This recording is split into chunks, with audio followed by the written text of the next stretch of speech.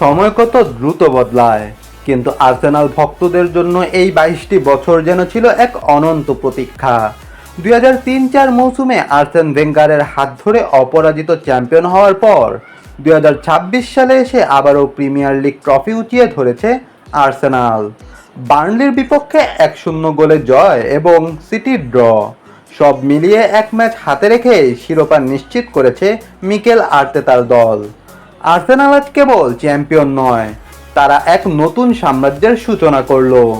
Mikel Arteta যখন 2019 সালে আর্সেনালের দায়িত্ব নিয়েছিলেন, তখন লক্ষ্য ছিল একটাই, হারানো গৌরব ফিরিয়ে আনা।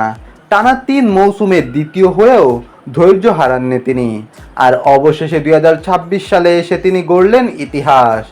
আর্সেনালের ইতিহাসের 8ম ম্যানেজার এবং ক্লাবের সাবেক ক্যাপ্টেন হিসেবে প্রথম শিরোপা জেতালেন তিনি। এই জয়ের পথে বুকায়ো সাকা, মার্টিন ওডেগার্ড আর ডিক্লান রাইসদের পারফরমেন্স ছিল অনবদ্য। 19টি ক্লিনশিট রাখা ডেভিড রায়া জিতে নিয়েছেন গোল্ডেন গ্লাভস। কাকতালীয়ভাবে প্রিমিয়ার লিগে ম্যানচেস্টার সিটির আধিপত্য শেষ করার দিনেই খবর এলো যে পেপ গার্দিওলা এই মৌসুম শেষেই সিটি ছাড়ছেন। তার প্রিয় ছাত্র আর্তেতা যেন ওস্তাদকে বিদায়ী উপহার দিলেন এই শিরোপা লড়াই দিয়ে।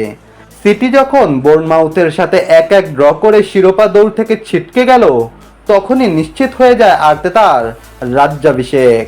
গার্দিওলা যাওয়ার আগে লিগটা তুলে দিয়ে গেলেন তারই যোগ্য উত্তরসূরির হাতে। আর্সেনালের এই ঐতিহাসিক জয় নিয়ে আপনার অনুভূতি কি? আর্সেনালের হয়ে শিরোপা জয়ের সেরা নায়ক কে? কমেন্টে আপনার মতামত জানান।